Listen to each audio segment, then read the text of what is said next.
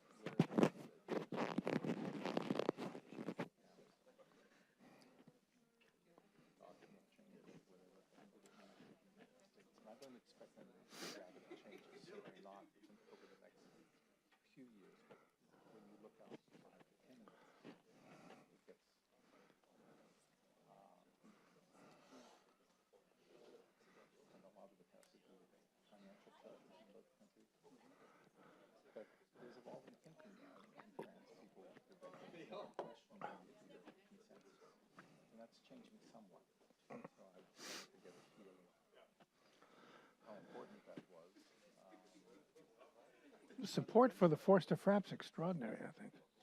The what?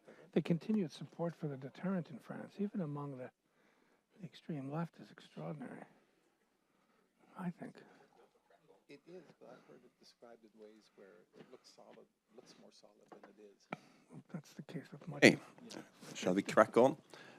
Good morning. My name is Karsten Friis. I will be a moderator this morning when you're going to discuss the understanding the military dimension of the U.S. rebalancing to Asia, its content and its consequences to European security. Now, there are some big train delays this morning, I've been told, so I guess some people might be coming in a bit late. At least I got a few emails about people who are stuck in the public transportation, so but just be aware of that. They are not rude, they just want to be here eagerly. So, today is the first day of Jens Stoltenberg as Secretary General NATO, and we thought here at NUPI it's nothing really better on a day like this than to talk about one of the key focus areas for our main ally, the cornerstone of NATO, United States, which affects, of course, the security of US, but also transatlantic relations. And that is the focus on Asia, or the so-called rebalancing, or pivot as it was initially called, which has been the Obama administration's signature for policy initiatives since 2010-2011.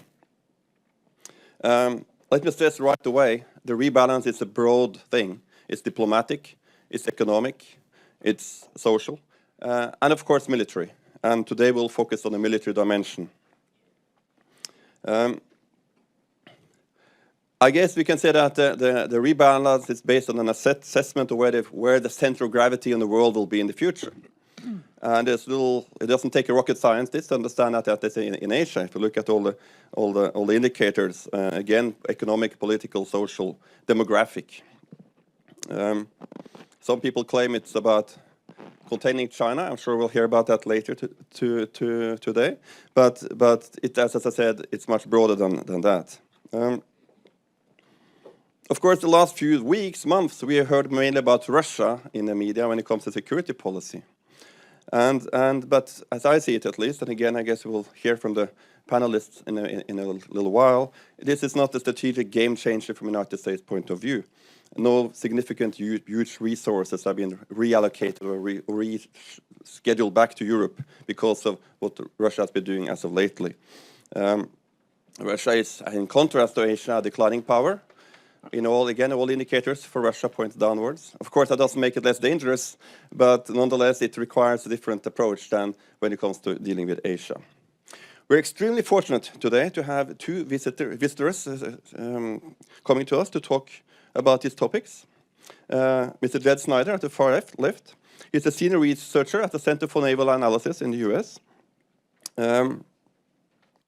He has more than 30 years' experience as an analyst and policy practitioner in defense policy, security studies, strategic planning, and he works for has worked for both the Department of State and Defense.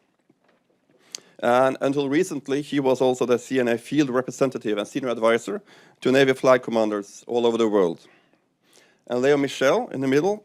He's a distinguished research fellow at the Institute for National Strategic Studies at the NDU, National Defense University in Washington, focusing on transatlantic relations and security issues.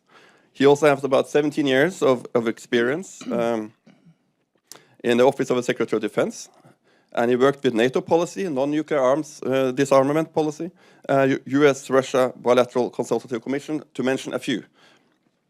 And lastly, we have our in-house expert, Dr. Patrick Cullen, who is a senior researcher here at NUPI. Before joining us about a year or two ago, he was a political risk consultant in the Washington, D.C., working with defense and intelligence communities on long-term strategic planning and other related issues. He has a PhD from the London School of Economics. The way we'll do this is that Patrick will actually start off with mapping the rebalancing as a kind of introduction. Then Jed will continue with the myths and reality for the Asia-Pacific rebalance. And then lastly, Jed will talk about Europe and the US rebalance. Leo, sorry. And each panelist will talk about 15 minutes, and then we'll open for Q&A after that. I said they can choose themselves if they prefer to sit or stand, so that's up to them. But anyway, Patrick, the floor is yours, please. Hello? Can you hear me with this thing? Leo mentioned earlier that he'll be able to do some Beyonce dance moves with this headset. I'm not sure I'm going to do any dancing, but I'm excited to have this headset anyway. Good morning. In the time I have to speak to you today, I'm going to try and provide you with a brief overview of the way in which the Pentagon understands its role in the Obama administration's signature foreign policy initiative, the Pivot, or the Rebalance to Asia. I think despite the significance and the high degree of scrutiny that this Rebalance to Asia has received, its military component remains poorly understood. In particular, questions and skepticism persist regarding its purpose, its scope, and the ability of the Obama administration to implement it in the face of defense cuts and international security crises like Ukraine, ISIS, that compete for attention from the White House. So within this context of shedding some light on the Rebalance's military pillar, I'm going to talk about two things. First, I'm going to talk about and explain why the Pentagon's Rebalance to Asia should be viewed as both a short-term or current and ongoing, and also a long-term, and by that I mean decades-long, project.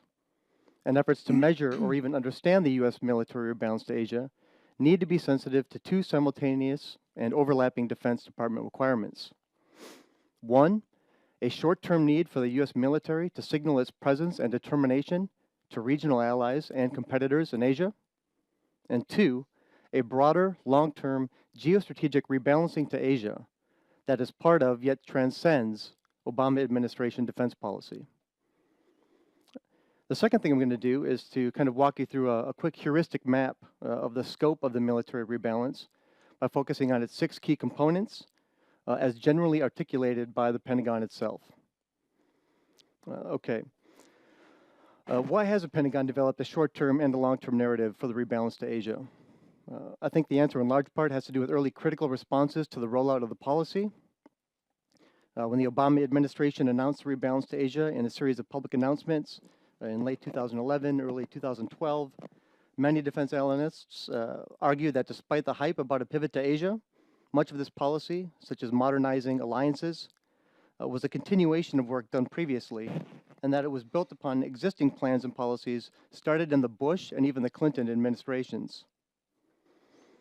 This led many analysts in the U.S. defense establishment to complain that the U.S. never left Asia in the first place, and led to even stronger criticism that the pivot had overpromised and underdelivered.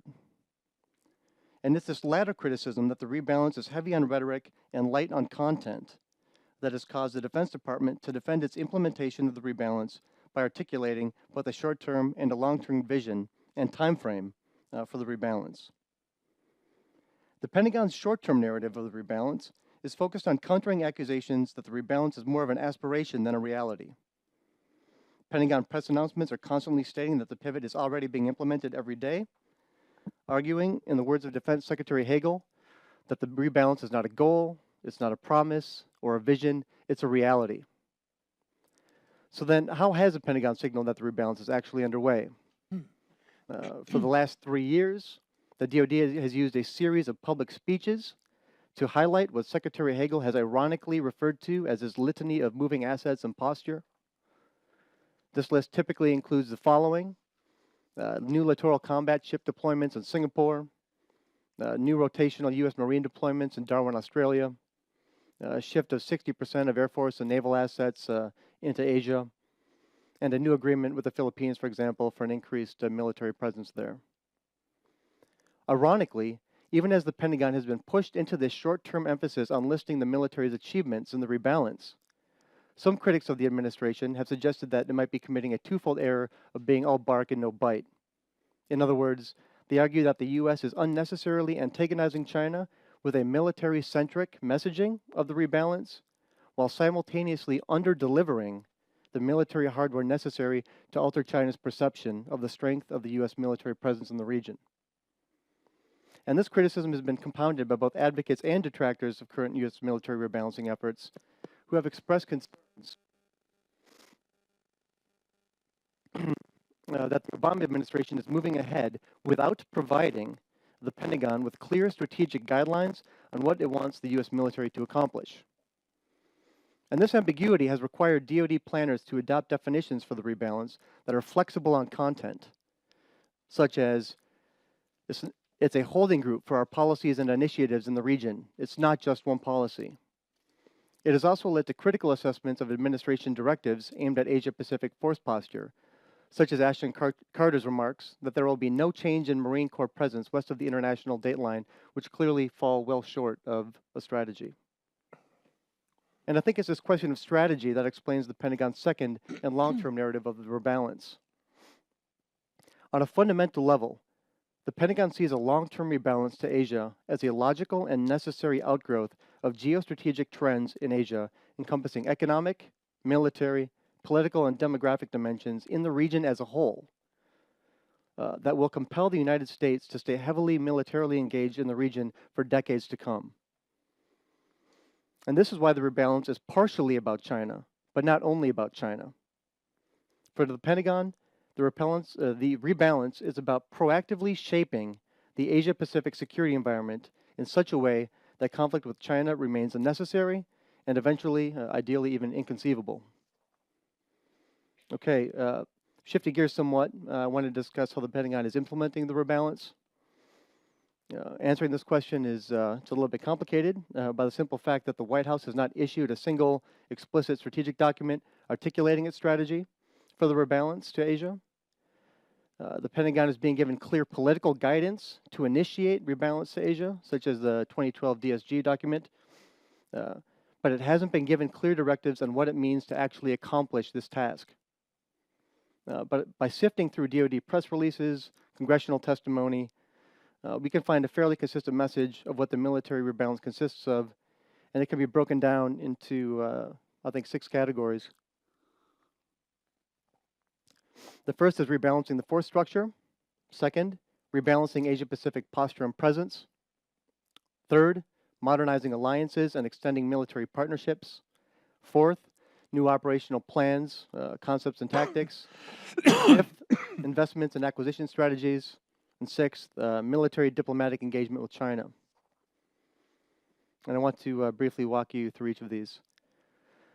The first item on the list, rebalancing the force structure, generally refers to the military assets of the USS stationed in the Asia-Pacific. The Pentagon has made a quantitative and a qualitative global shift of U.S. military forces to the Asia-Pacific region, a cornerstone of the pivot to Asia, both in terms of troop numbers and in terms of the quality of its assets being moved to the region. But questions remain about the ability of the U.S. military to accomplish this task while undergoing significant force reductions and also budget cuts. Because of these budgetary pressures, a common refrain in Washington by defense analysts is that PACOM is going to grow by staying the same.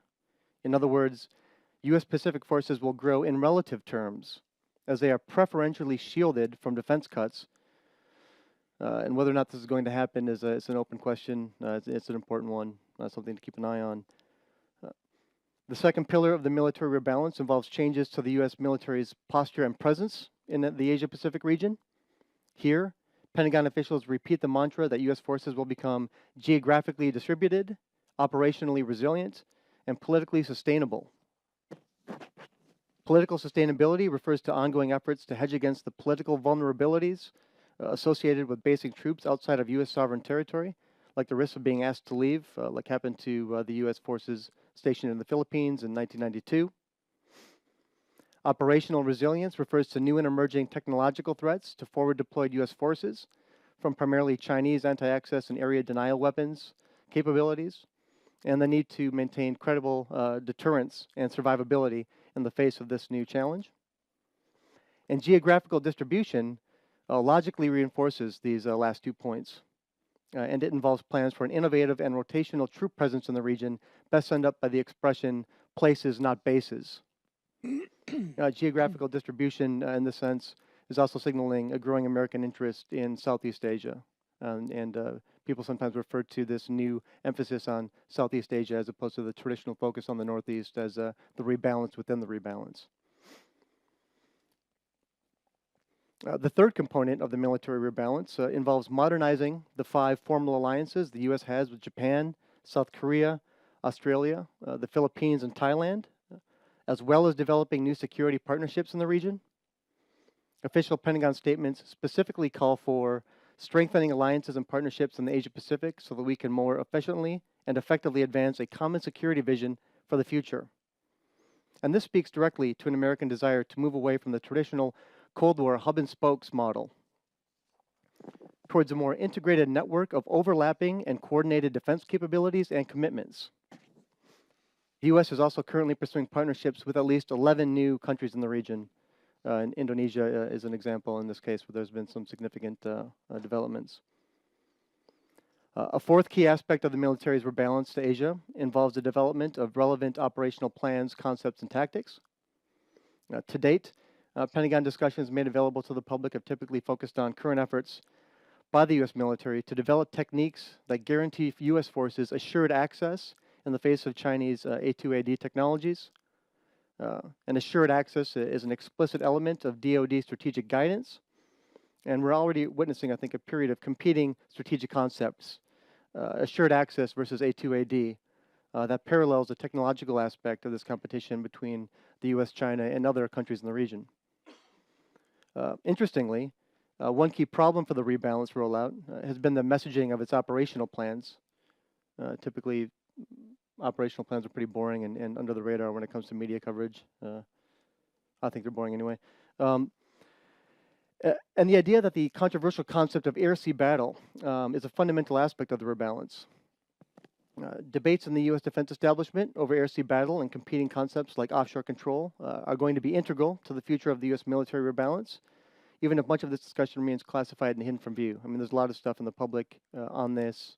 When you bring up a lot of things you read about air-sea battle in D.C., the common response is 90% of what's out there is utter nonsense, and what's happening is happening behind closed doors. Air-sea battles, it's a toolbox of a bunch of things which are useful for U.S. Commanders to use and think about, but it's certainly not a strategy and not something that deserves as much attention as it's received maybe in the last 6 months to a year. And I think it's disappeared a little bit as well, and that's probably one of the reasons. That and the fact that it's called a bit of a diplomatic problem. But a fifth aspect of the military rebalance discussed by the Pentagon involves its acquisition strategies and its investments in force modernization. One crucial aspect of the long-term Pentagon view of the rebalance is how the decades-long defense acquisition cycles will be influenced by the iterative strategic interaction between the United States, China, and other countries in the region, and how they react to each other's military capabilities. And I don't think this needs to be reviewed as an arms race, but again, there's already a reflexive A2AD and assured access dynamic that's already well underway in the region. The Pentagon is publicly committed to invest in capabilities that are most relevant to the Asia-Pacific by focusing on the ability to operate in a military theater characterized by an A2AD environment. And these Rebalance-centric weapons platforms include 5th generation F-35 stealth fighters, the Virginia-class submarine and its payload module, and long-range stealth bomber.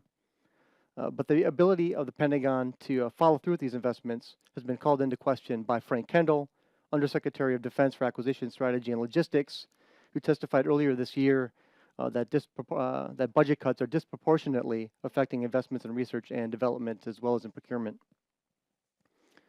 I think one way the Pentagon is looking to mitigate some of the risks associated with this is to extend and deepen consultation and cooperation in R&D with key allies in the region. But these efforts have been slowed a bit by an absence of a coherent White House vision of what this partnership capability is supposed to look like in the first place and what is necessary. And the sixth and final pillar of the military rebalance is military-to-military diplomacy and engagement with the Chinese PLA. And this is not simply about increasing exposure and trust between the U.S. and Chinese armed forces.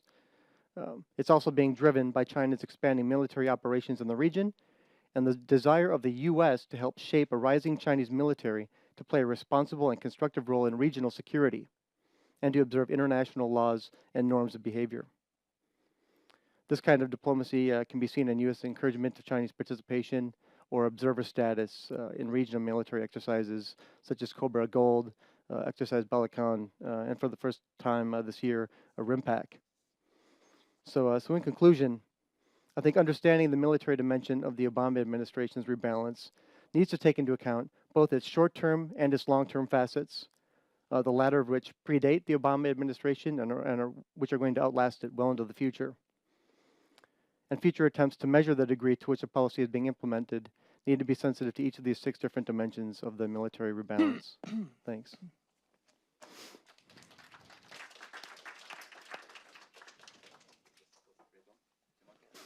So hopefully this is working. Thank you all for coming. If I were in Washington, I would start with a disclaimer, so I might as well do that here as well.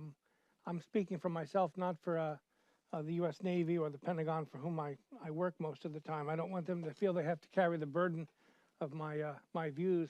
Also, I'm speaking sitting down, not because I'm modest or jet-lagged. Only one of those is true.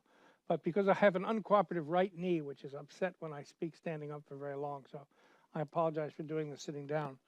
So the management's asked me to take about 15 minutes to talk about what I've proposed as the myths and realities of the Asia-Pacific rebalance. Just to show you that not all of us have abandoned Europe for Asia, and many of us began our careers looking at NATO and European defense issues. My last visit to Oslo was a little more than 20 years ago, I'm sorry to say, but it was to meet with someone whose work I admired as a grad student and later assigned when I taught Johan Holst. And the last discussion I had with Minister Holst, a great man of Norwegian defense and foreign policy, was the possibility of a U.S. retreat from Europe. Well, this is nothing new. European allies have been nervous about American commitments since at least the late 50s, if not earlier. What is new is that I think that now Europe is beginning to realize that American agendas are shifting significantly, but they're not shifting in a way that I would regard as precipitous.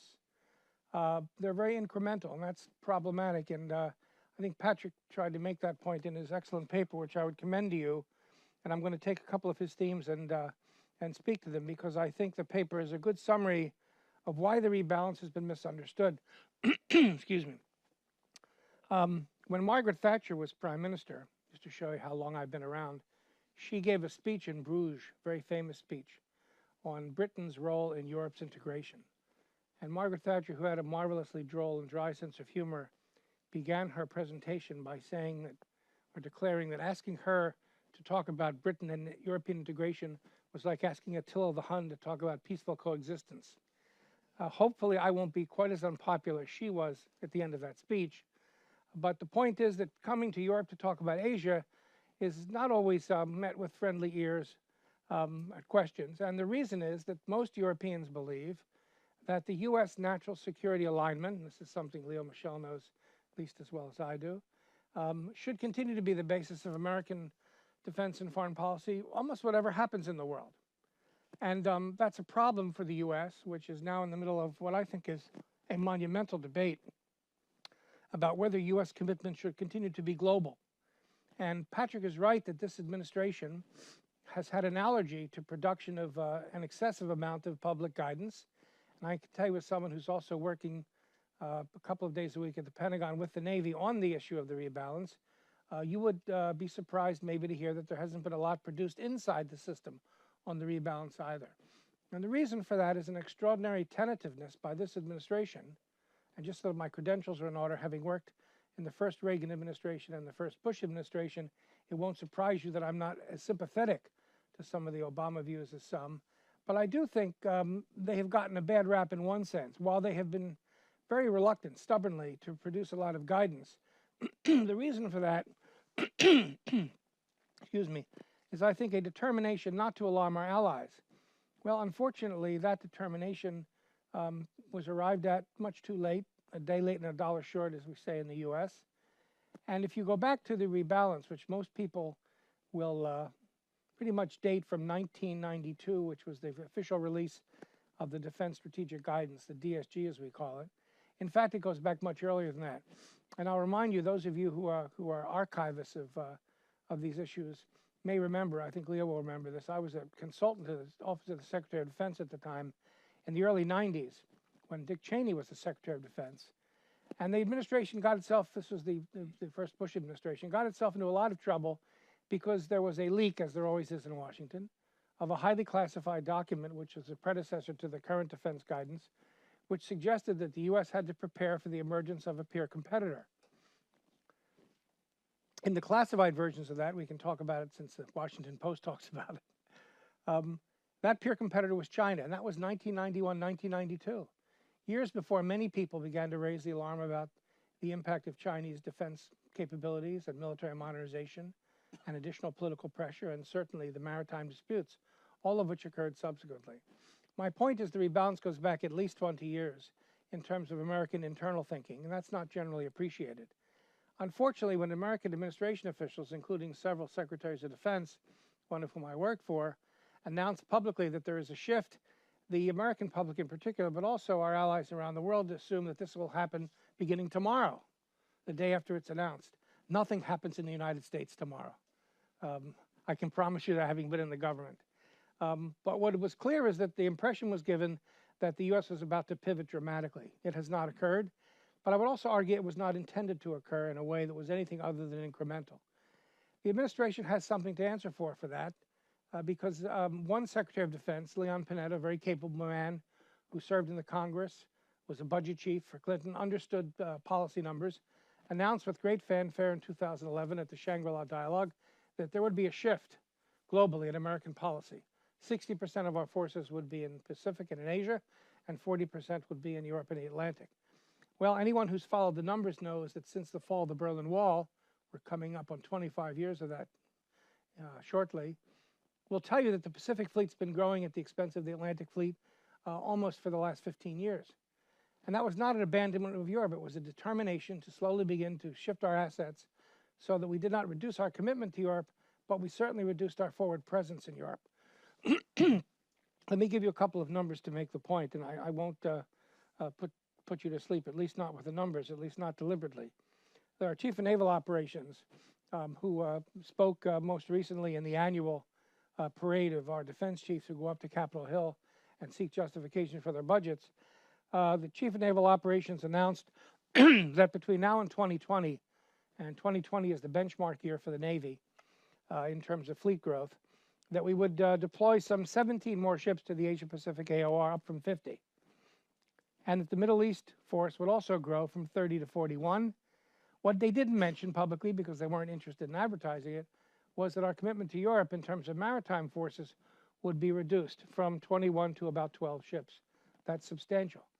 But what most people don't realize is that although we have a Navy of about 289, 290 ships, at any one time, only 34% of the fleet is forward deployed, meaning outside of the continental United States, meaning Hawaii and abroad.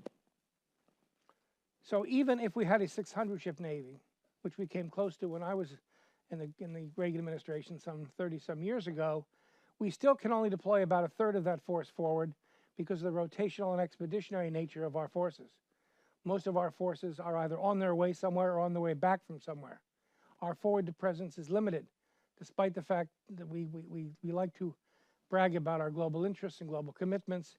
We do not have a global basing structure that allows us to maintain forces overseas the way we used to. Another number, we've reduced our forward presence in Europe by anywhere from 30 to 70%, depending on which numbers you use. I think the reason for that is generally acknowledged to be sensible. It is that we believe the threat from Europe was reduced. The fall of the Soviet Union meant it was time for us to expand our defense horizons elsewhere. It recognized the increasing importance economically and politically of Asia, and unsaid for much of the time, but certainly clear, a concern about China's emergence as a peer competitor, which I mentioned. So those numbers are important because I think it's difficult to persuade people that this pivot was not meant to abandon Europe. Well, I can tell you that the reason the word pivot was abandoned quickly by all except the president, interestingly, was a chorus of howls from our European allies, some of which a few of us heard about. A pivot, if you look up the dictionary definition, does suggest a genuine move away from something in another direction. My friends in Washington refer to it uncharitably not as a pivot, but as a pirouette. Uncharitable, but I think not untrue. A clever ballet move designed for a moment to keep the audience wondering about what direction you're going. Well, that may be laudable culturally. It isn't in terms of defense policy. So the administration understands that the cost of being tentative has been a series of mixed signals. And I don't see much evidence, despite the frustration of a defense secretary who had been a senator, Chuck Hagel, and Patrick was quite right in the quote. I was at the Shangri-La Dialogue in Singapore at the end of May, beginning of June, and sat and listened to Hagel say he didn't quite understand why the pivot and the rebalance was misunderstood.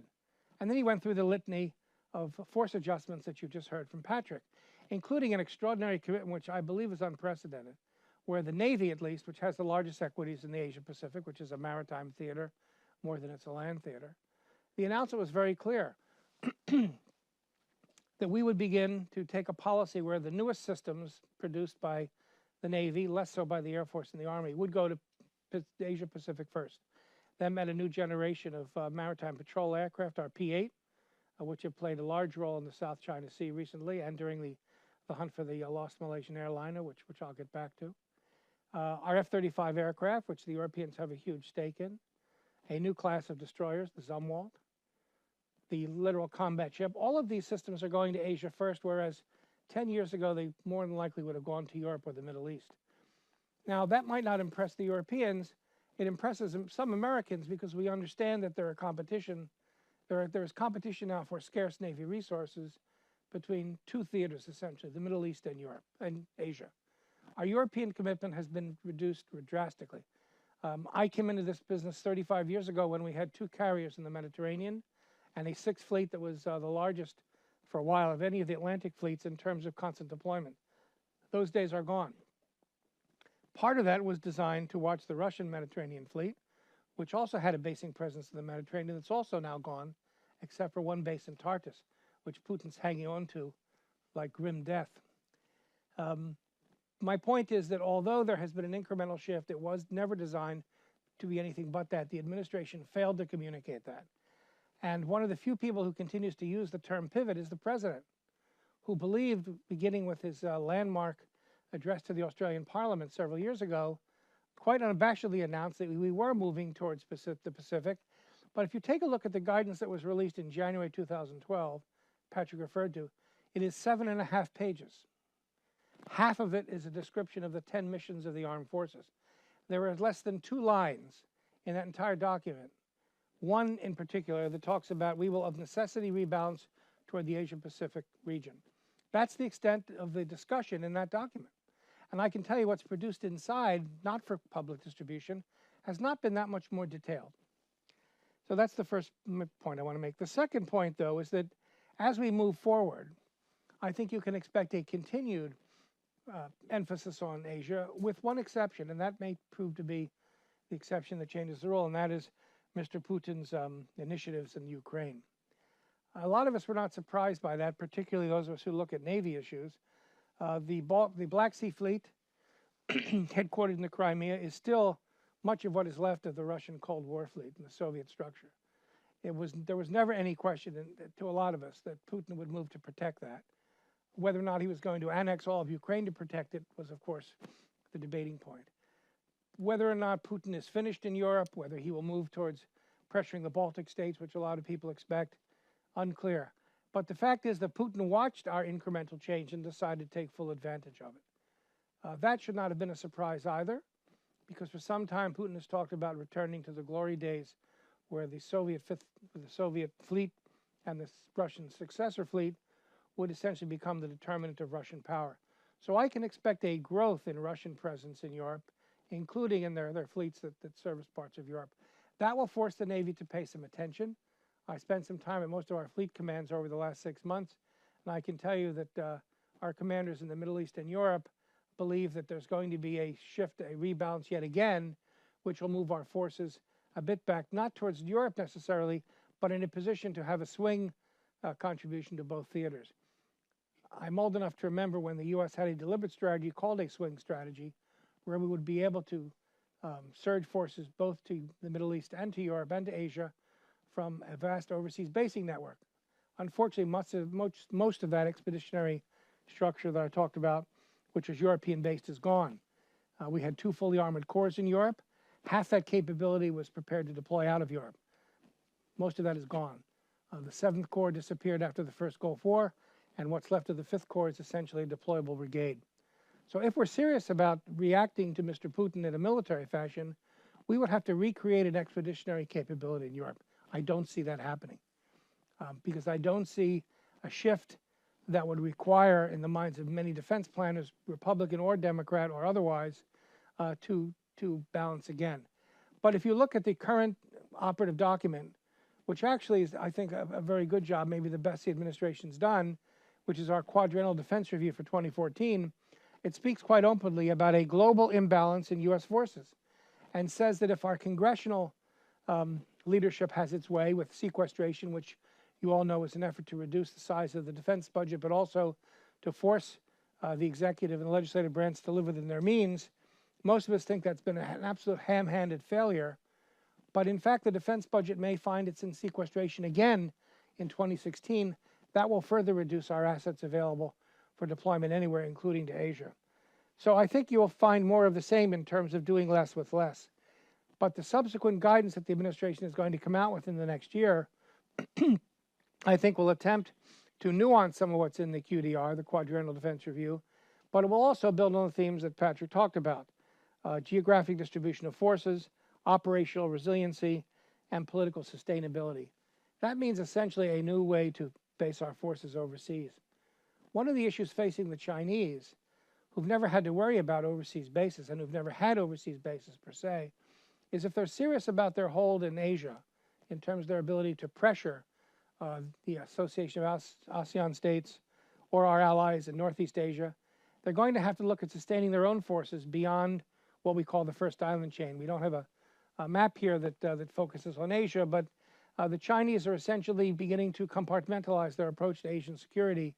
And if they move very much further than our first string allies, they're going to have to think about basing their own forces in Asia. That will force our allies in Asia to make a choice, because we're beginning to approach some of our partners about a new network to give ourselves greater access in Asia. One of the legacies of our withdrawal from Vietnam in 1973-74 was also the withdrawal of an enormously large basing structure, much of it in Southeast Asia. Patrick referred to the rebalance within the balance, and that's an effective way to talk about it. The Navy is now looking much more seriously at Southeast Asia as an area for opportunities for additional engagement of our maritime forces. The problem is that just as our forces in Europe were centered in Germany, our forces in Asia are centered in Northeast Asia. The bulk of our forces deployed overseas anywhere in the world now are not in Europe. They are in South Korea and Japan. On any given day, between 60 to 80,000 people on the ground, a very large Air Force capability, and a substantial naval capability. So that's the second point. The last point is whether or not Europeans should be alarmed by this. And I talked about myths and realities. So let's just look very quickly before I conclude about some of the myths. So I think the first myth I've tried to dispel. This was not determined to be or intended to be a significant or rapid shift away from Europe. It was designed to send a signal to Europe that we were going to move towards Asia, and we would hope some of the Europeans would move with us. To ask the Europeans to increase their contribution to our security in Asia is, I think, quixotic at best right now, particularly in light of Mr. Putin's shenanigans in Europe, which I think will continue. But the second myth, I think, was that we were abandoning Europe. And I enjoy pointing out, and I just made this point to your Chief of Naval Operations at a meeting in Washington, Admiral Sonas, for better or worse, the need for the Americans, the perceived need for the Americans to reassure our allies in Europe, forced the U.S. to modernize its ballistic missile defense capability protecting Europe. We will now have a force of 4 Aegis-capable ships based out of Rota, Spain, explicitly to defend Europe from ballistic missile threats. That is probably the most tangible evidence I can think of reassurance to Europe, because we upgraded all 4 of those ships to Aegis capability. None of them had it. We moved those older ships to Asia, yes, but we now have an unprecedented capability to protect Europe from ballistic missiles, which we did not have before the rebalance was announced. So Europe, I think, has benefited immediately there. I'm not going to suggest that, that we're going to reconsider the Asia-Pacific balance. I don't think this administration will do it. I wouldn't expect a following administration to either. The question, unfortunately, is doing less with less. And although our defense budget is still enormous by European standards, between $500 and $600 billion, you would think that would buy us what we need. Well, let me give you one more number.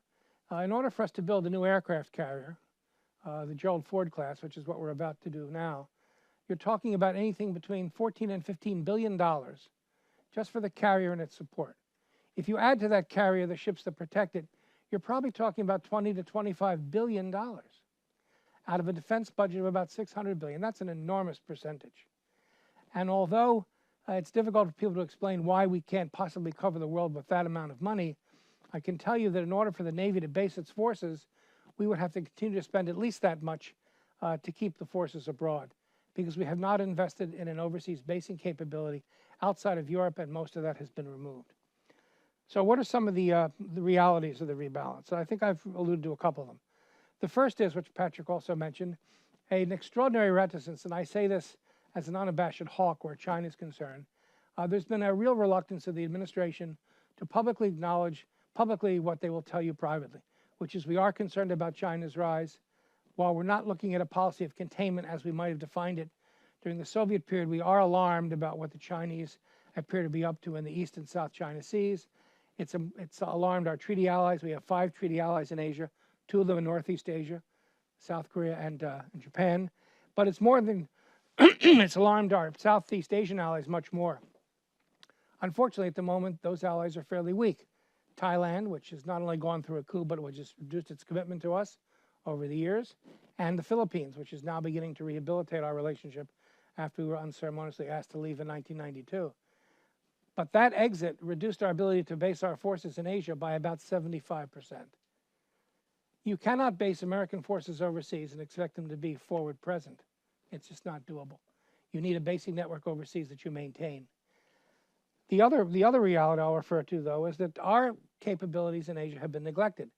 One reason it's taken so long to track that lost Malaysian flight is that since the late 70s, there has been no integrated air defense network in that part of Southeast Asia for the allies and the partners to actually cooperate on even a peacetime surveillance mission. One of the tragic, but I think positive aspects of the loss of that airliner will be a new look at whether or not we can track what's going on in that part of the world. But there's also now an extraordinarily significant arms race among our allies in Southeast Asia. There are now, by my count, 7 Southeast Asian nations who are building submarine forces.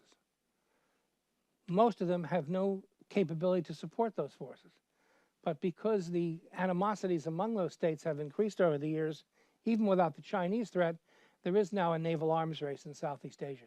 So our 7th Fleet Commander in Yokosuka, Japan, whom I just met with a couple of months ago, is going to be spending a fair amount of his time and assets watching what the submarines of our allies are doing, let alone watching what the Chinese submarine fleet is doing, which has also grown.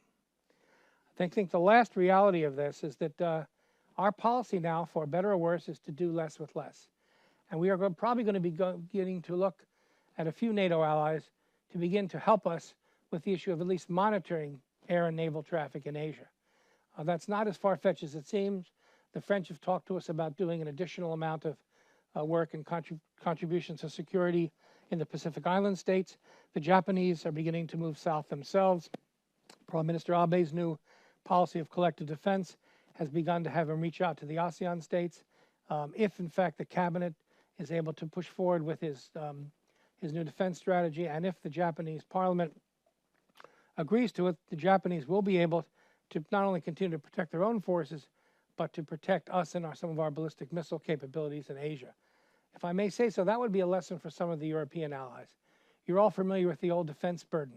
There was a time when we asked all the allies to contribute 3% of their GDP defense. That was in the 80s. Now only 3 members of the alliance, including the US, are meeting a 2% commitment. So if the European allies expect us to begin to rebalance our forces, they're going to have to increase their own contributions to Europe's defense, and I think that's extremely unlikely because of what we're seeing economically in Europe. So it's not a lot of good news, but I would end on a positive note, which is that Europe does benefit from our ability to protect Asia, largely because a lot of the Asian energy issues will become European energy issues over the next 10 years. And as Mr. Putin has discovered, energy is the lifeblood of most of these economies.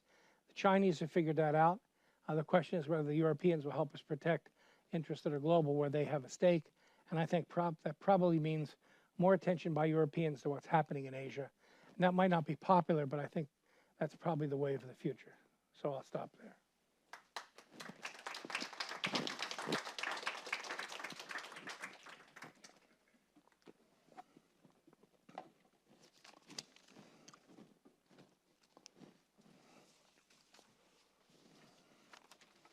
Well, thank you, Carsten, and thank you to NUPI with cooperation, I think, from your defense ministry here to have invited me, and to the preceding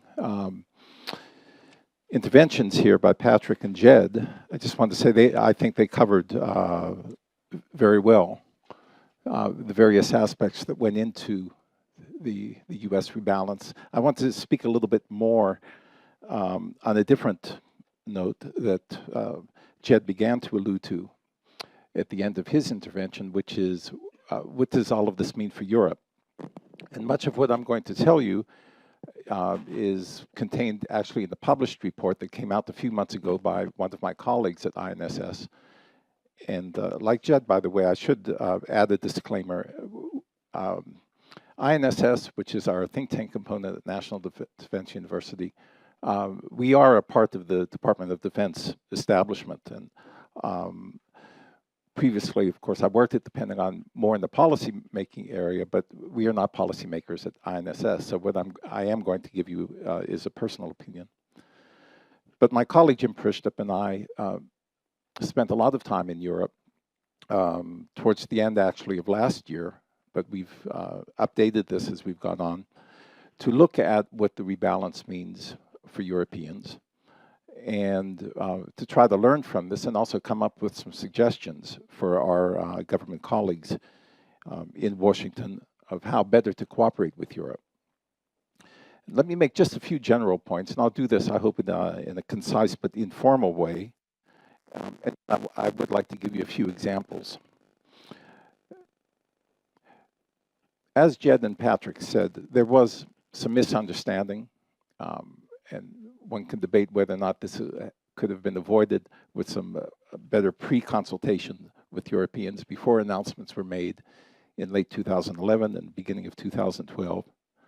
But there was kind of an immediate reaction in parts of Europe, not in everywhere, that the rebalance meant a zero-sum game, that things would be taken from Europe, somehow sent to the Asia-Pacific region, and that this would signal, at best, kind of a declining interest and commitment in Europe, and also to the nearby regions, North Africa, the Middle East. And at worst, that it represented some kind of deliberate US disengagement from the transatlantic relationship, that you were no longer, speaking you generally, that you were no longer of great priority to us and that our priorities were elsewhere. There were some specific things over the past few years that perhaps helped in this narrative, which I think was an incorrect narrative. And one of the things that was pointed out to us when we were in Europe last fall was what happened in September of 2013, with the decision of President Obama to, at one point, to have announced a red line on Syria, use of chemical weapons, and then there was a subsequent vote when it was proved that the Syrians did use these weapons, subsequent vote in Parliament to not pursue with their own self-declared red line. The president announced his intention to seek congressional authorization in the U.S. That arrived kind of dead on arrival in Congress and so forth. And there was a U.S. then decision, or the president's decision, to not proceed with military intervention. Controversial in the United States, but viewed, at least in some parts of Europe, as perhaps this is an example of rebalance at its worst. And that is an unwillingness to follow through with the commitments that had some relation to international, but also to European security, and that this was somehow related to the rebalance. I have to say that watching as this and continuing our discussions with European officials and non-government experts over the past year, I think a lot of that reaction about rebalance has pretty much dissipated. Part of it has been for the reasons cited here, that people actually look at what is happening in terms of military reposturing, but also the other aspects, the economic, the diplomatic aspects, and they see now and appreciate more the continuity in American policy. There's also been the Russia factor, or Russia in Ukraine factor, to be more accurate. And the US reaction to that, the reinforcement, the reassurance initiatives that have taken place, both unilaterally by the United States, but more importantly in cooperation with NATO allies, and you've seen this in the recent Wales Summit statement. Not only things that have been done to date and are continuing as we speak, but new capabilities that are going to be added on to the alliance. So I think many of the concerns of zero-sum game have actually dissipated. And that finally, a general point is that the truth is that many in Europe have been engaged in a rebalance of their own over the past decade or so.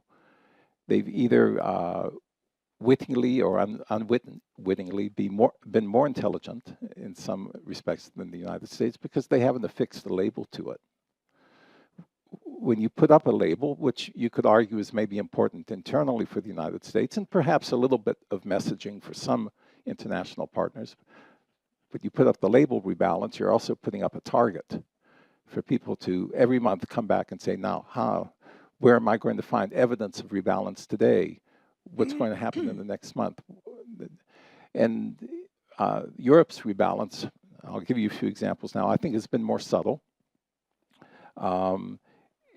It hasn't been certainly as pointed in the military area, but there are some important security aspects to it.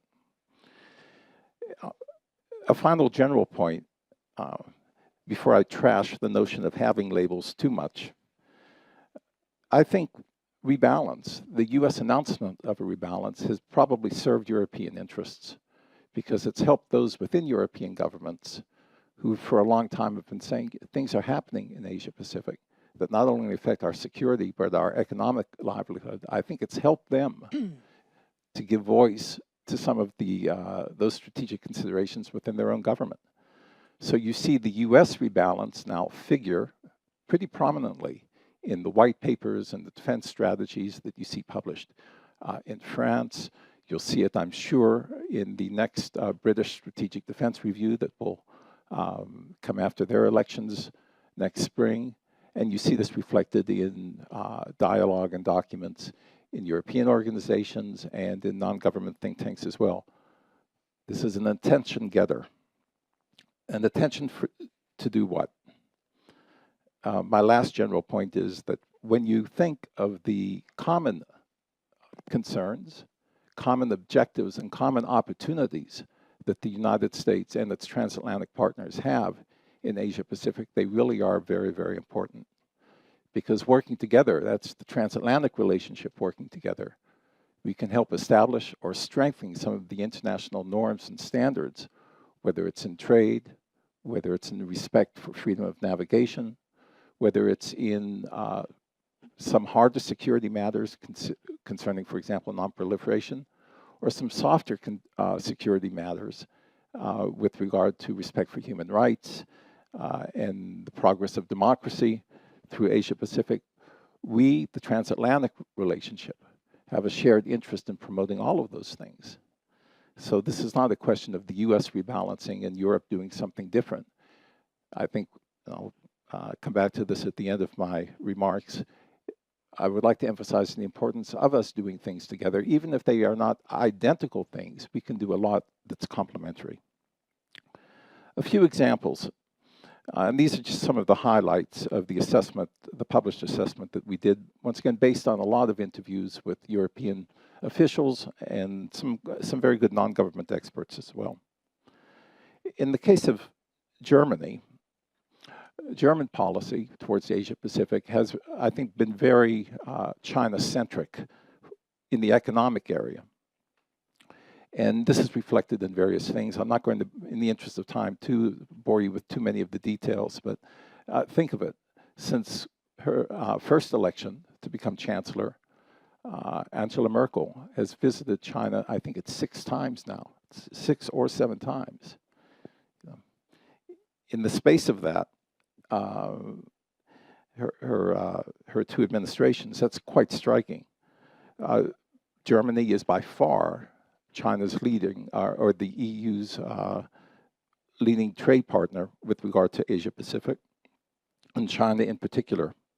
Two-way trade between Germany and China doubled to about, I think, 194 billion, and these were figures from 2012 or 2013, but it doubled two-way trade between 2006 and 2013. And there are 60 different bilateral mechanisms under which China and Germany discuss. These are for senior level contacts between governments on issues ranging from intellectual property rights, cybersecurity, rule of law, things like that. Beyond China, Germany has also established a series of strategic relationships, as they're called, with Japan, with the Republic of Korea. They're working on similar arrangements with India, Indonesia, Vietnam, Mongolia. With a couple of those, Vietnam and Mongolia, it's very interesting. From the legacy of the GDR, Germany has maintained some interesting cultural relations with former communist states, or still communist states in the case of, certainly in the case of Vietnam. And this has actually helped facilitate the way for German business and government contacts. One thing, and I'll come back to this a couple of times, military sales to Asia, or to the Asia-Pacific, have become an increasingly important factor in Germany's relations with that region. It has sold or is trying to sell conventional submarines to a variety of countries in the region. It was a competitor, and from what I'm told, is trying again to get back into the game, competing with the French for sales of advanced combat aircraft to India. And it's also beginning to discuss defense cooperation with Vietnam and Indonesia. One feature as well is that we see that German diplomacy is engaged in the rebalance.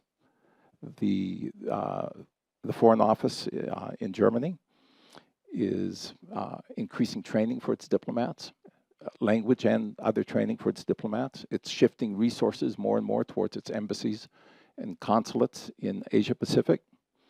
And we were told by one senior German official, the German diplomats now believe that having a background and expertise in Asia Pacific affairs will be as important to their future career enhancement as the traditional knowledge of understanding what's going on in Washington. So this is a rebalance in many areas. It just doesn't have the label. We spent several interesting days in Paris.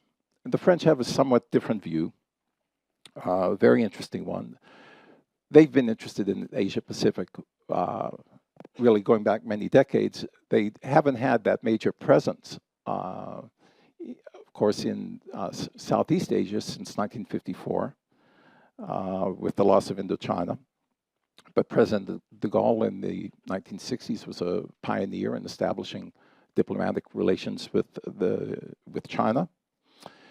And unique among European allies, France actually does have territory and populations in the South Pacific and also in the Indian Ocean. Now, these are not enormous. You're talking about, 1.5 million people. You're talking mainly about small islands, but the small islands are dispersed. The effect of this is that France has the second largest exclusive economic zone in the world, second only to the United States. This means interests in resources, in the extractive industries, interest in fishing, certainly interest in upholding freedom of navigation. The French rebalance, as I said, goes back decades. It was strengthened under Presidents Chirac, Sarkozy. President Hollande, now one of his top advisors, was a special that he brought in upon his election, as a specialist in Asia-Pacific affairs.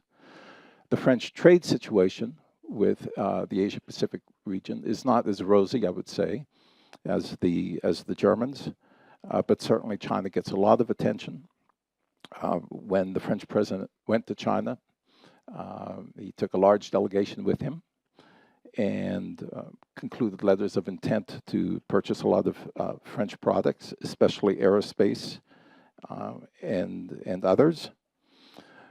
The French, though, because they have nuclear forces, because they tend to think strategically, are driven also as well by some other considerations.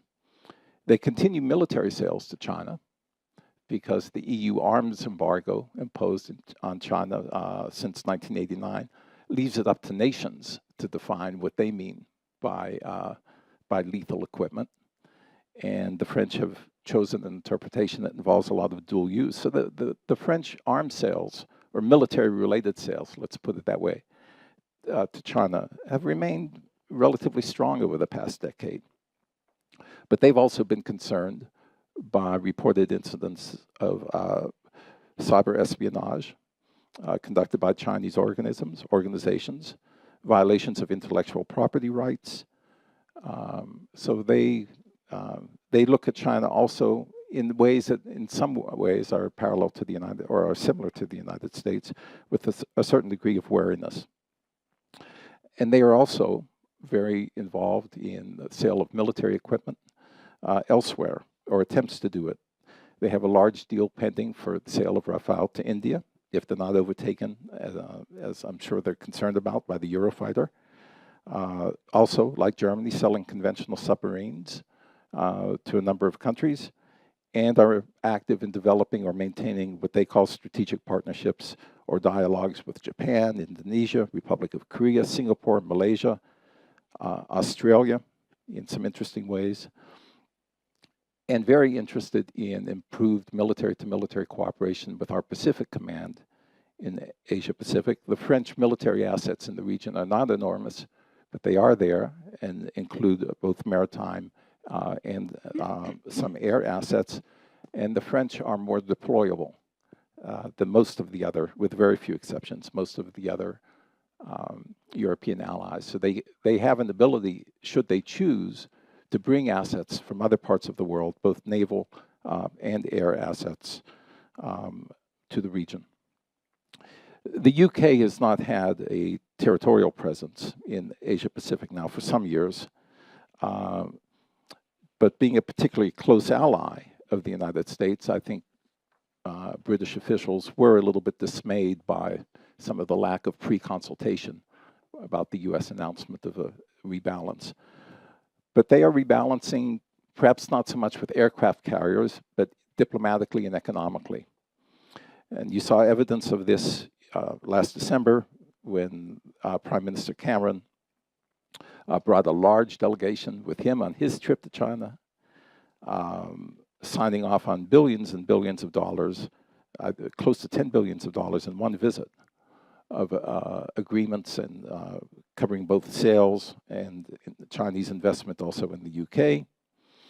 And there's definitely a strategic imperative on the part of the British Foreign Office, less so the Defense Ministry, but to maintain its situational awareness of what's going on and to be seen as present in security dialogues. I could mention several other European countries. I want to mention one in particular because I thought you might be interested, and it's particularly interesting for me, and that's your country, Norway. There's been a Norwegian version of the Rebalance, and it goes beyond the defense aspect that I'm going to focus on, but I think this defense aspect is particularly important. And you can read some of the details yourself, but I'd like to pay tribute to your defense minister here. And I would refer to you her speech that she gave, I think it was in May of this year, when she's discussing Norway's participation, which took place over the summer, in this Pacific Rim exercise, which is the largest naval exercise that takes place. It's headed by the US, but I think there were other some 40 or so international participants. Norway was the only European nation, with the exception of the French, to have provided assets in the region. And you sent a frigate from Norway to participate in this exercise. The French frigate, I think, was actually based in the South Pacific. So you traveled further for this event than the French. He also had a successful missile test. I was going to mention that. The demonstration is important for a couple respects.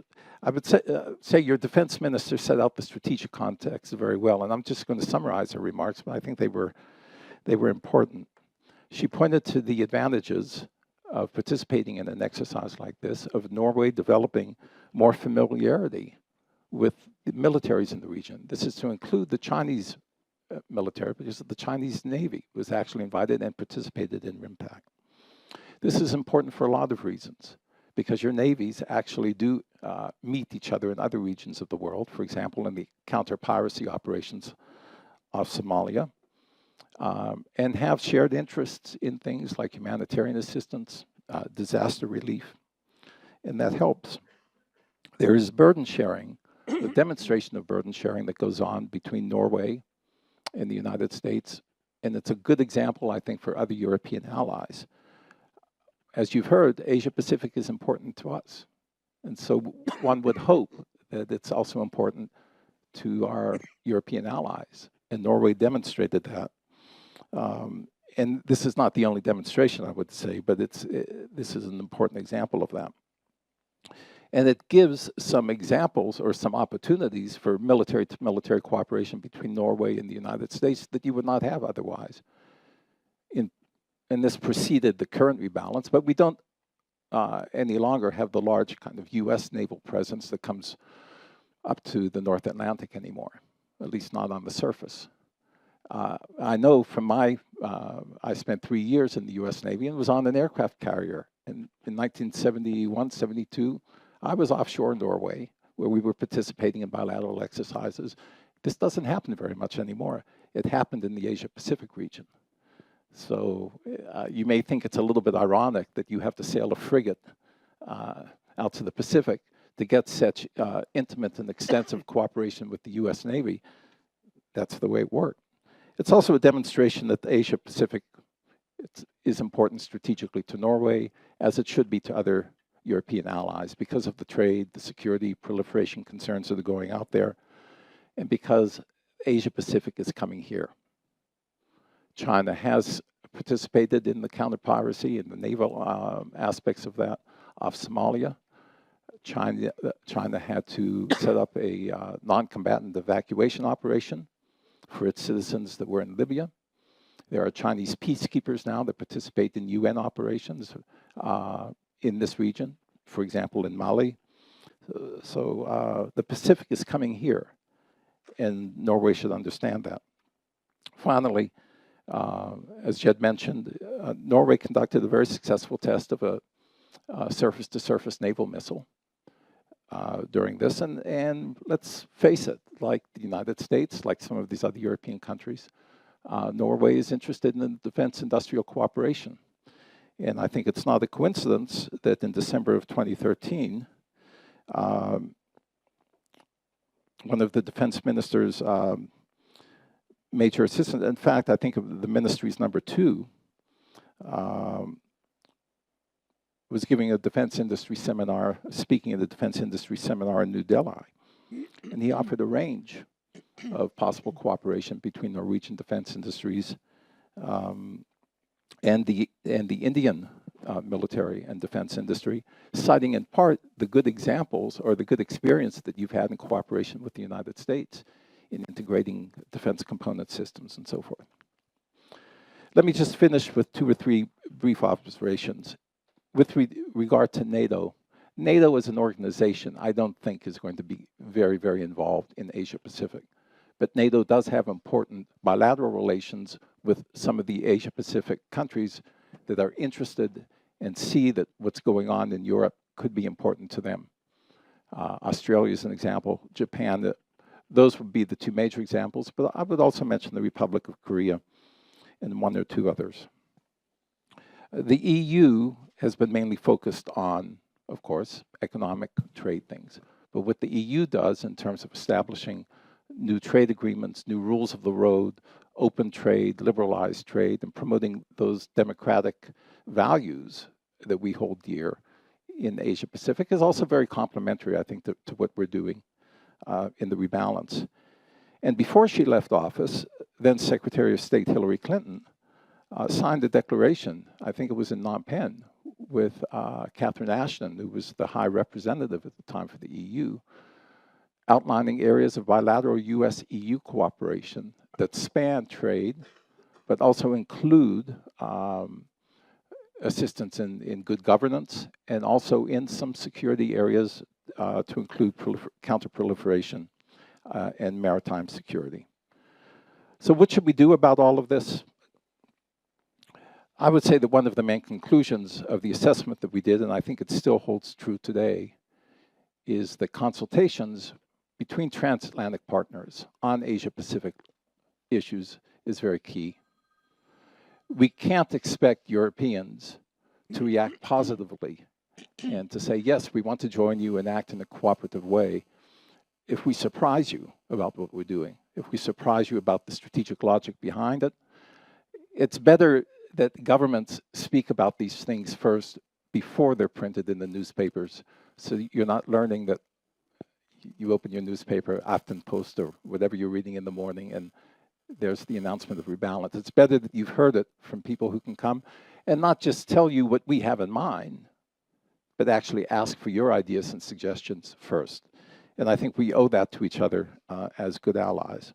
There are some specific areas, and I'm not sure that Norway will be one of the leaders in this, but once again, your experience in RIMPAC is interesting. Certainly the French are interested, and I think we are actually developing it. Greater military-to-military contacts in the region. We're strengthening also some of the liaisons that we have with the UK. And because both of those countries have relations with Australia, with Singapore and others, this establishes the network. Finally, I would say that what happens in Europe doesn't stay in Europe. Japanese officials have told us, and they're not the only ones, I'm sure the Koreans look at this as well, the South Koreans. They are looking at what happens in Europe. They're looking at how the United States reacts, how other Europeans react, because it's giving them a better sense of what are the values of alliances, how prepared is the United States and its allies, how prepared are we to react to new types of warfare. Some call it hybrid warfare, others call it gray zone conflicts, because in some ways they're not so dissimilar from some of the security challenges that they're facing in the Asia Pacific. And finally, I see no reason at all why we can't reinvigorate this US-EU initiative undertaken a few years ago. We've let it lapse a little bit, but once again, the overlap of trade, of governance, of values and to include aspects of security, reinforce the message that I want to leave you with, is that the Asia-Pacific rebalance of the United States is also your rebalance. It's in your interests, and I think it's in our common interests. Thanks very much.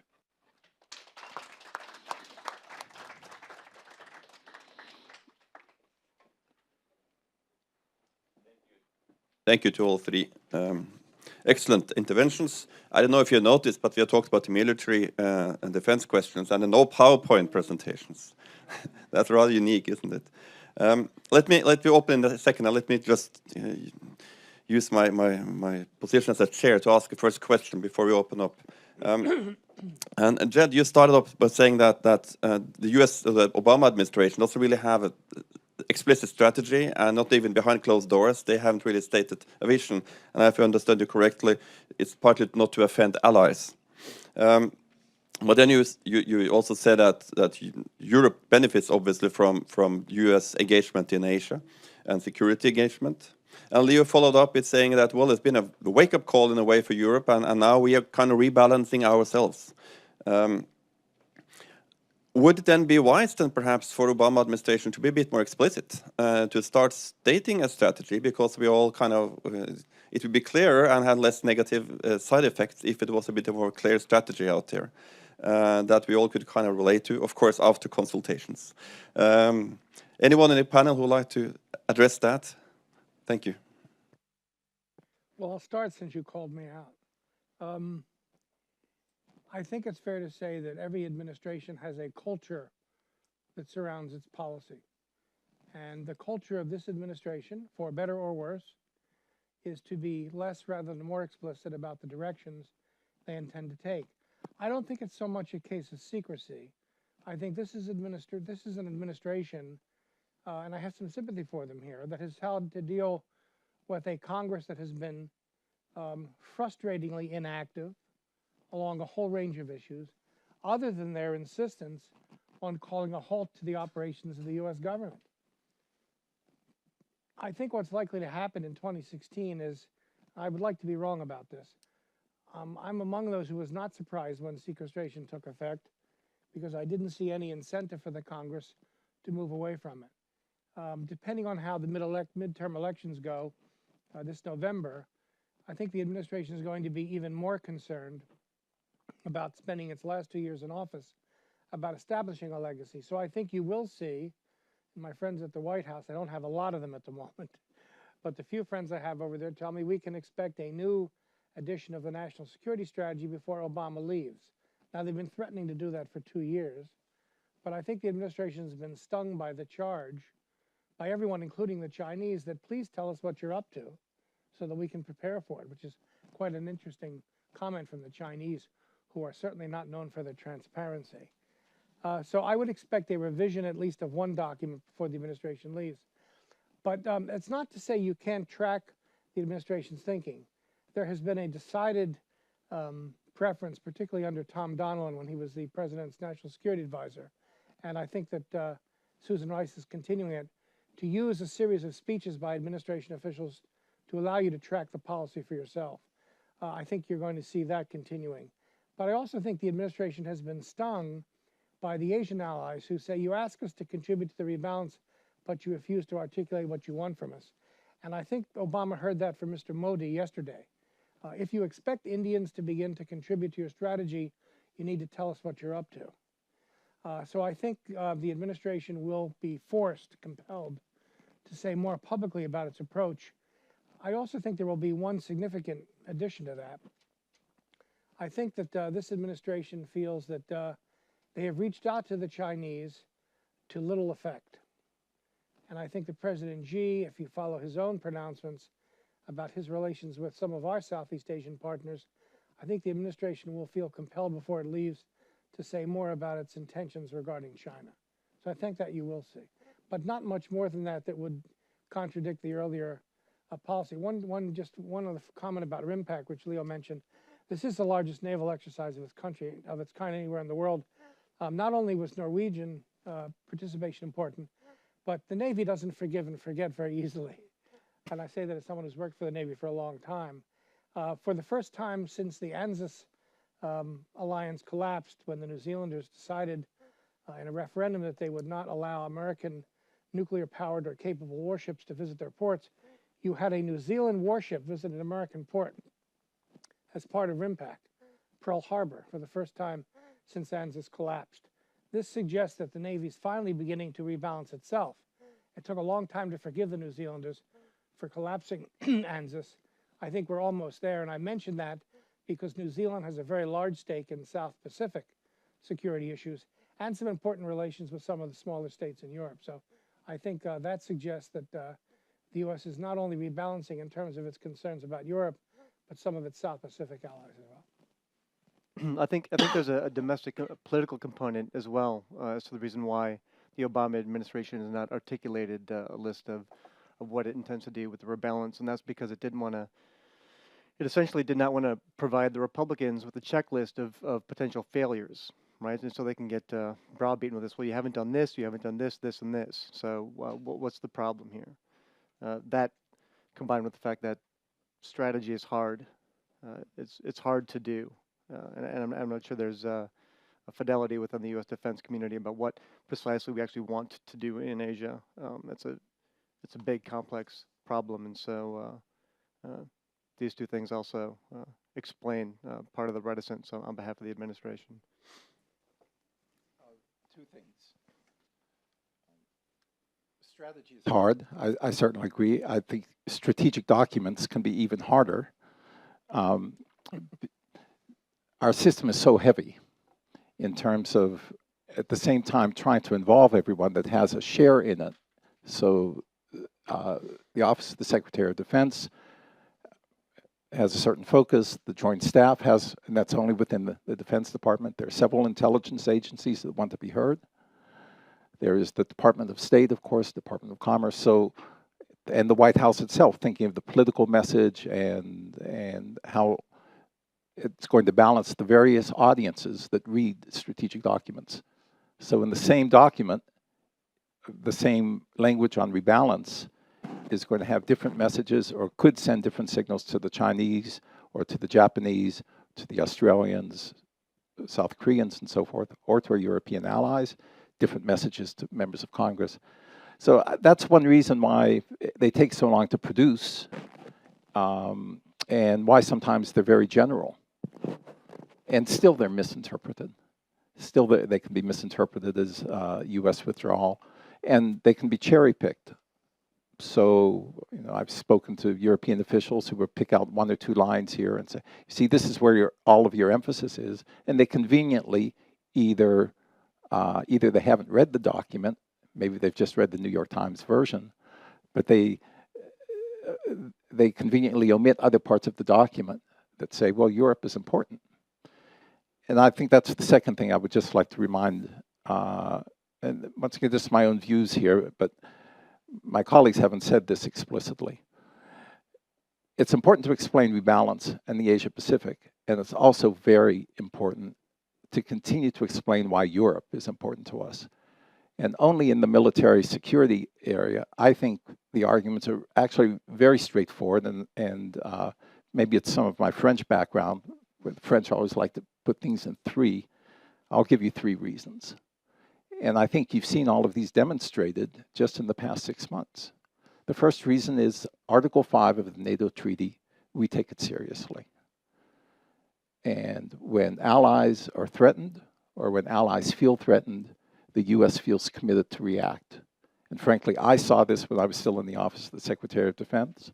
In 9/11, we saw the declaration of NATO, the invocation of Article 5, and within a couple of days, there were NATO AWACS, the Airborne Warning and Control System, aircraft flying over my house in Washington because we didn't have sufficient air defense and air control assets. So you, Europe, you, including the Norwegian members of NATO crews, were there to protect my country.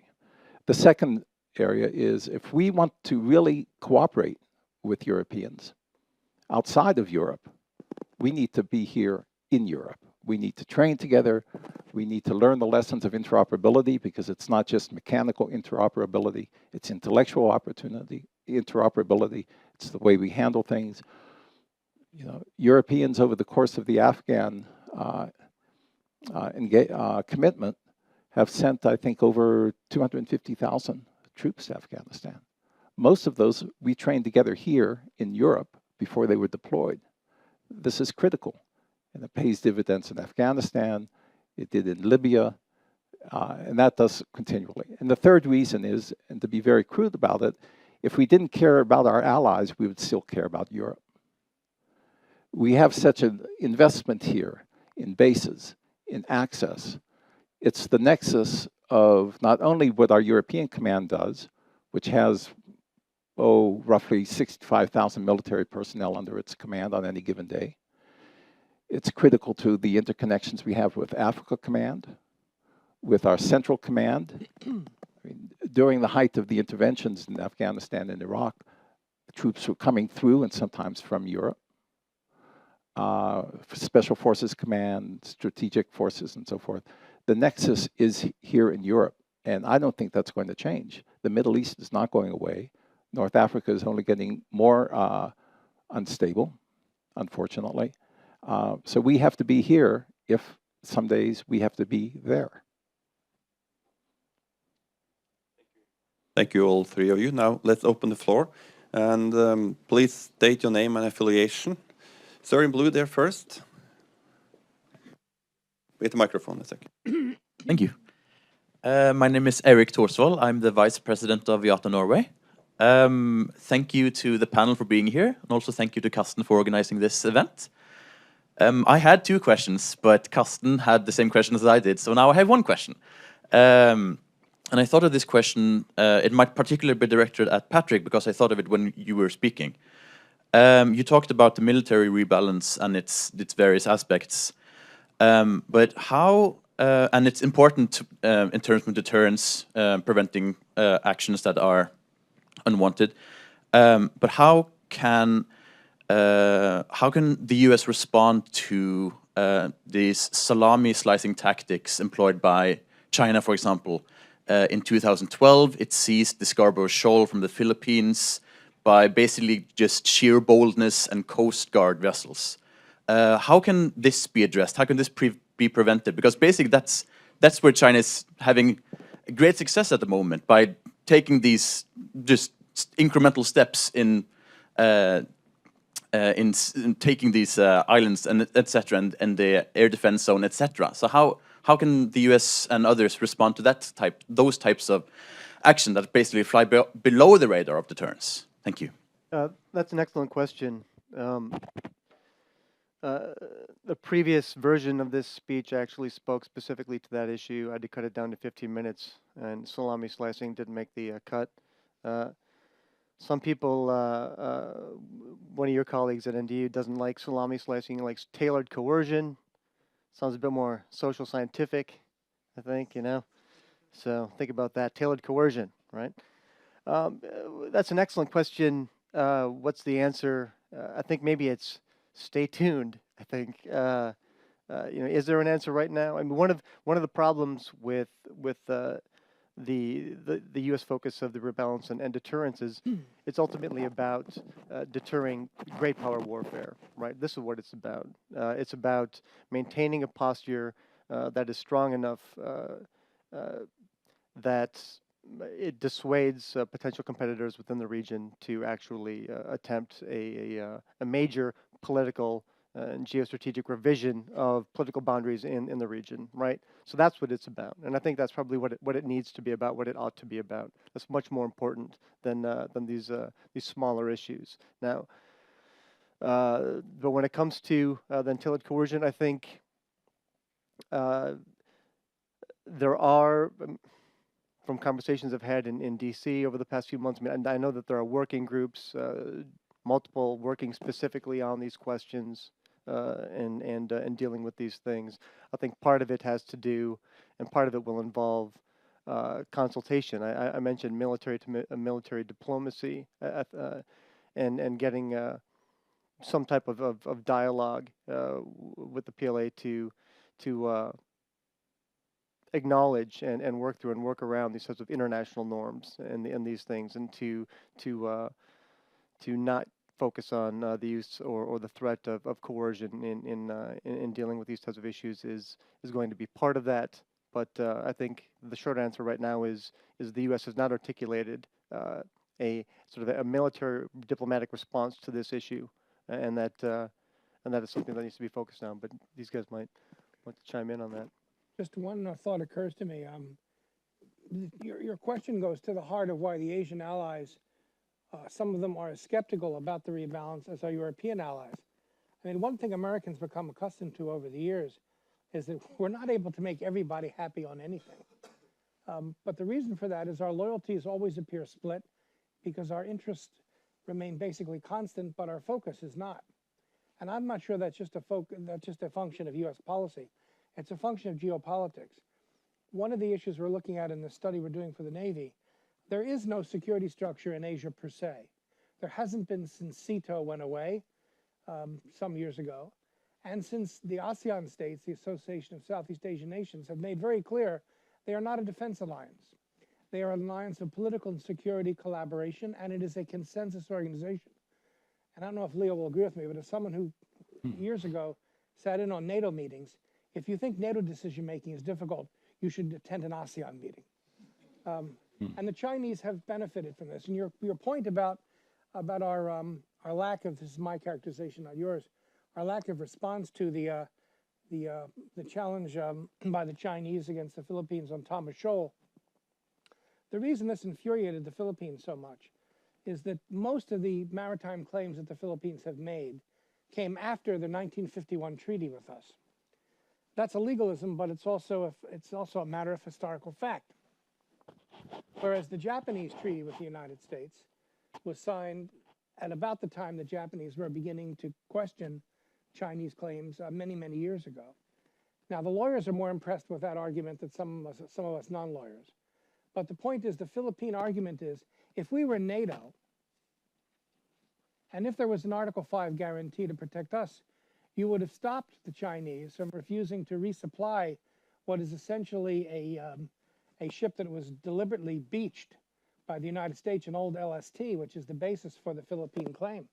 But their folks were actually starving, and the Americans were under pressure to begin to resupply that vessel. We did not, because it would have suggested to the Chinese that we were prepared to engage in Article 5 guarantee, which didn't exist.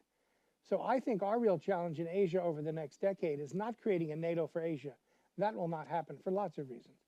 But the question is whether we could cobble together a coalition of like-minded states who are equally concerned not just about China, but about growing defense suspicions among the Southeast Asian states. And the only way that's going to happen is if the Americans find someone in the region to take the lead. And if we think it's difficult to find leadership in Europe on defense, it'll be much more difficult in Asia, where there is no infrastructure politically to support it. I think that's going to be our challenge. And the ASEAN defense ministers, who have cobbled together a group called, in typical fashion, ADMM+, has been extraordinarily effective in just 2 or 3 years out of the box, and have already sponsored a huge exercise on humanitarian assistance with more than 18 nations. So the issue is whether the U.S. is going to put as much emphasis on security, on collective security in Asia, as we have in Europe, which I think would go to your point, which is creating a real deterrent. The Chinese are betting we will not be able to do it, because if we are able to do it, that will deprive them of the argument that you Americans have no real allies in the region. You have a couple of allies in Northeast Asia, but you really don't have enough capability in Southeast Asia to meet our challenge, and that's what I think they're bargaining on. And the Chinese may be right. I hope that they're not, but if they are correct, then we're going to continue to muddle along, and the Chinese will continue to test where these red lines are. Just one last point: the oil rig that they put within the Vietnamese EEZ was a much more flagrant test, I think, of Chinese policy than the Philippine situation, largely because they violated the EEZ under a set of guidelines that they've signed, UNCLOS. Now, the Americans are not signatories to UNCLOS because our Senate, in its great wisdom, still hasn't gotten around to that. But Leo's probably going to fix that in the next couple of years. But if we want to play, then we have to be willing to play legally as well. And the Chinese can wag their finger and say, well, you Americans haven't signed UNCLOS, so don't lecture us about UNCLOS. It would have been easier to help the Philippine government and the Vietnamese government if we'd been a signatory to UNCLOS. We could have taken them to court, which the Philippines have now done with the Chinese, and the Americans cannot do that. Unbelievably myopic on our part, it seems to me. I think Jed gave a very good description. I would just underscore one thing that he did mention, and that is the importance of working also through multilateral structures. And it need not be the Asia-Pacific version of NATO, but part of the rebalance, as I understand from colleagues who also focus a lot more on it, is the enhanced U.S. participation recognition within ASEAN, within the Asia Security Forum, I guess it's called, or the summit, and through some of the other mechanisms. And the other point is improvement of some of the Asia-Pacific capabilities, their own, and they can be military or other security related, not necessarily talking about large platforms, but their ability to have situational awareness, to monitor what's going on in their area, to have some better capabilities to respond to it, that's important. And while there's this arms side or competition side of increasing ties not only between the US and those countries, but also between Europe and Asia Pacific, there's a competition aspect, but the other side is that because we are allies, because a lot of our equipment is or can be interoperable, we're actually enhancing their ability in the region over time when they get over some of the political challenges to cooperate more militarily to address some of these gray zone challenges. Thank you. We have several other people on the list. First was Mark over here. Okay, thank you very much. Very illuminating talks. 2 quick points. Introduce yourself, please. Oh, sorry. Mark Lantain here at NUPI. Just 2 quick points. First of all, it's been interesting when we talk about nomenclature, pivot, rebalancing. It's interesting to note that in the Chinese press, there is very rarely either term used. Usually it's the idea of return to Asia, which is very telling in trying to get a kind of political bead about how the rebalancing process is viewed there. Second quick comment, just about New Zealand. I worked there for 4 years, and I just wanted to suggest that the process of forgiveness that you speak of concerning ANZUS is very much a two-way street. The question that I have concerning what has been happening with American policy with Ukraine, the annexation of Crimea did involve the tearing up of the 1994 Budapest Memorandum. That certainly had quite an impact.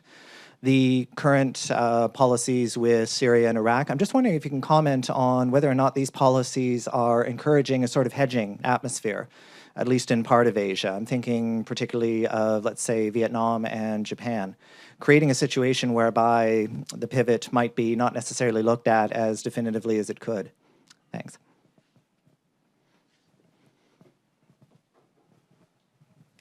Who would like to engage? One interesting example of this occurred in, I think it was January or February of this year, when the French and the Japanese held 2+2 consultations, meaning the respective foreign ministers and the respective defense ministers. And I don't know if it exists in English, but if you read French, you can go back and you would find it very interesting to download and read the joint communique.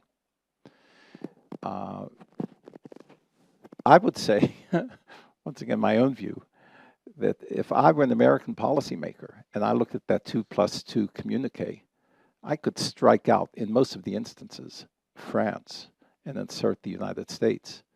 And we certainly we don't write communiques for the French, but the overlap of interests was very, very striking. They touched upon strategic stability in the area. They touched upon proliferation. They touched upon freedom of transit. They touched upon joint interests, shared interests between Japan and France in the Middle East, in stabilization and in assistance in Africa. This was really a very global document. The point is that it was important, and my colleague who has these very good contacts within the Japanese defense and security community told me about some of the conversations. It was very important for the Japanese to have these same messages echoed with the country that was not just the United States, to demonstrate to their own public and also to the rest of the world they have connections with others where they have these shared interests. And I think that's a good part of the rebalance that serves our interests, that serves European interests, and frankly, it serves the Japanese interests.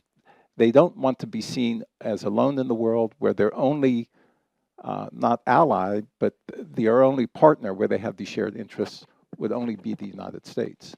And I think they're looking around to develop these other ones. And the French maybe are the most dramatic example because they made this public, but in their increased contacts, I think, defense industry in political ways with the EU, with a number of European countries, they're following this model. And I think that's good. The more friends you have, the more secure you feel. The more secure that Japan feels, the less we have perhaps to look forward to in terms of challenges where their own behavior could cause backlash for US or for European security interests. Unaccustomed as I am to defending the French, there are many Americans who don't realize that something rather important happened some years ago, and that is the French returned to the NATO military structure. This was one of Sarkozy's great accomplishments, at least to some of us who had been waiting for it. I'm sure people in this audience realize that in 1966, the French waved goodbye to NATO, but they also waved goodbye to the NATO headquarters in Paris and the American presence in that headquarters. What's happened in the French approach, which I think is very positive for everyone, including the Americans, is that the French have been dragged, and I would say kicking and screaming, into a world where, while they do not seek the kind of global commitments and interests the Americans have, more people are expecting the French to take on greater contributions. And I think that's likely to happen for two reasons. One, I think the French have not only matured as a European power, but they see many of their interests a lot closer to the Americans than they might have admitted a decade or two ago.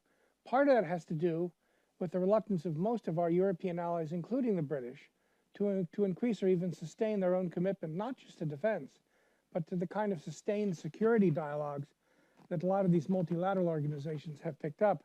I think one reason you're seeing the renaissance of multilateral organizations, which the Chinese now appreciate, the Chinese are pushing very hard for equivalence to many of the organizations we've established, particularly what they're doing in Central Asia. And the reason is it's very tough and very expensive politically and financially to be an ally without allies. You cannot do it alone. You also can't pull together political consensus alone. Your earlier comment about China is interesting because one thing the Chinese insist on, and I think they're right about this, what infuriates the Chinese is that the Americans describe themselves as a resident Asian power. That's nonsense. We are not a resident Asian power. We are a Pacific power with a Pacific coast. Chile has a Pacific coast. That doesn't make them an Asian power. We are outside of Asia. That doesn't mean our interests are not inside of Asia. But the Chinese are infuriated because they find themselves less attractive than they would expect to be because they are of Asia and we are not. Unfortunately, the Chinese have been so ham-handed in the way they've approached two or three of the disputants in the South China Sea issue, particularly the Philippines and Vietnam, but also to a lesser extent Malaysia and Brunei, that the Chinese find themselves in the position of finally understanding how difficult it is to lead an alliance, which is why they've eschewed the kind of contributions. But the reason I mentioned the French issue is that France, I think, is probably going to take a much larger role in the debate in Europe over Ukraine than the Americans. And I think that's very appropriate. I remember when I was in the Reagan administration, Reagan would surprise his staff by saying how much he liked dealing with Mitterrand. This was the dean of French socialist policy. But behind closed doors, Mitterrand would talk about how vile the Soviets were. Well, this, of course, was music to Reagan's ears and a lot of the conservatives in the administration. The difference is we no longer have a European-centered security paradigm to rely on. Not because we've abandoned Europe, but because we think that our interests have to be broader. And while I agree that there is not a zero-sum game that has to operate, we're going to have to begin to tell the world publicly whether we're serious about reducing our commitments overseas. And I think you're going to see in the next presidential election, for the first time, at least in my memory, foreign and defense policy will become a bigger issue because of that. Ambassador, please. Just wait for microphone, please. Good morning, everybody. I'm Daniel Ernst, the ambassador of Romania here in Norway. I would start by congratulating you for very comprehensive and I would say complementary views. You presented us a broad spectrum and quite interesting images of the topic of today's speech. I will introduce also a disclaimer because it's fashionable to have disclaimers today. I'm going to ask you in my own capacity, not representing anyone. And I do have, with your permission, 2 questions. Leo, Michel, you mentioned the interest of some European countries towards Asia. I'm wondering to what extent actually Russia is also interested in this sort of rebalancing policy. And I do have in mind the recent agreements, economic agreements signed between Russia and China. And second question, to what extent North Korea was taken into consideration in Washington by the decision makers, by the policy planners, when Washington decided actually to rebalance its policy towards Asia? Thank you. You may want to answer the North Korea question, but I'll just, from my experience, it's been, I mean, North Korea is a very unpredictable, and I would say very dangerous state. And even if you were to take away their nuclear capability, which they've been so keen on demonstrating, and even if it's modest now, they, they've set off a couple of devices. They are continuing to work and continuing to test ballistic missiles of a range that is disturbing not only to the neighbors, but could eventually be of concern to the United States. So, yeah, in terms of having a military posture that reassures our allies, but also deters North Korea, I think that's not exactly new, but it's certainly a continuing part of the rebalance. With regard to your first question, I wish I were more expert on the energy connections between the 2 countries. I know they did sign a very large gas deal, but that's not going to change the real situation in the immediate future. They still have to build a pipeline, still have to, on the Russian side, get financing for that. And I would say that my colleagues at INSS who follow China have some end from looking at this from the Russian side. One can pose questions about the long-term viability of the relationship between those 2 great powers that have had territorial and other disputes periodically over the decades that in some areas still have some pretty important suspicions. And I'll just give you one example. There are U.S. nuclear weapons, not a lot of them anymore, but based in certain European countries, a small number, under NATO arrangements.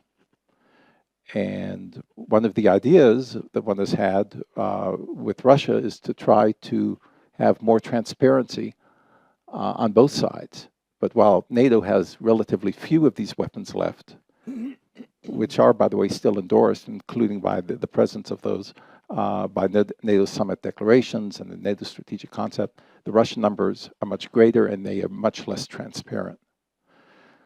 The Russians have shown absolutely no interest in transparency. They might be interested in withdrawals as long as they could get the US weapons withdrawn. But one reason that our strategists believe that they're interested in keeping on to their own non-strategic, as they're called, non-strategic nuclear weapons is because they see these as potentially useful, not really against NATO, but against their neighbor to the east.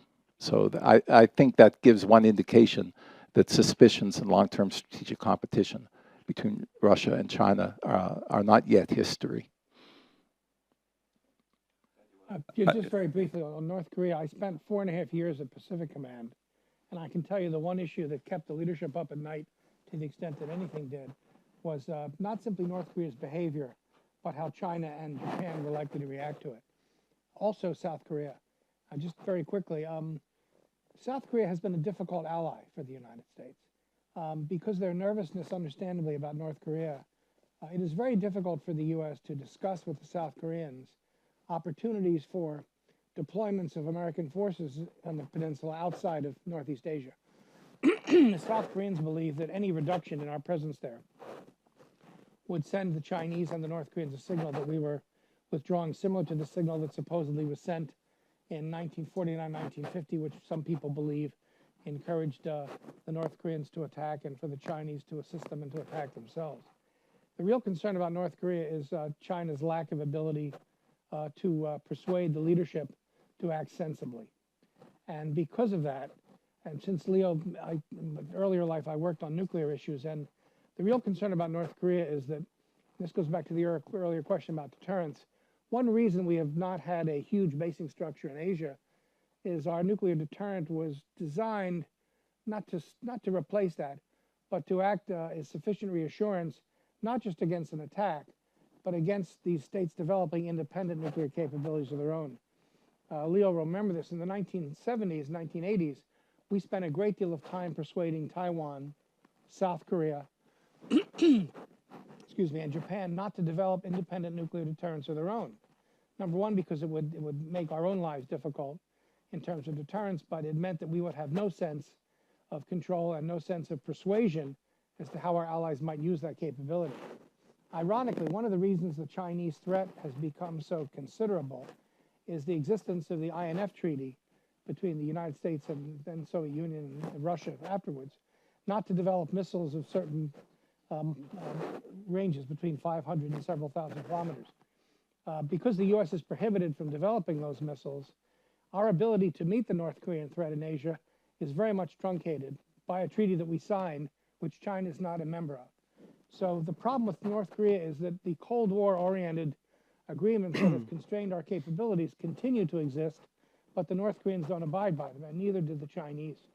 There's also evidence that the Russians have recently violated the INF Treaty by a couple of tests of their own missiles. So one challenge for us in North Korea will be whether we're willing to take a Cold War-oriented set of negotiations and revise them.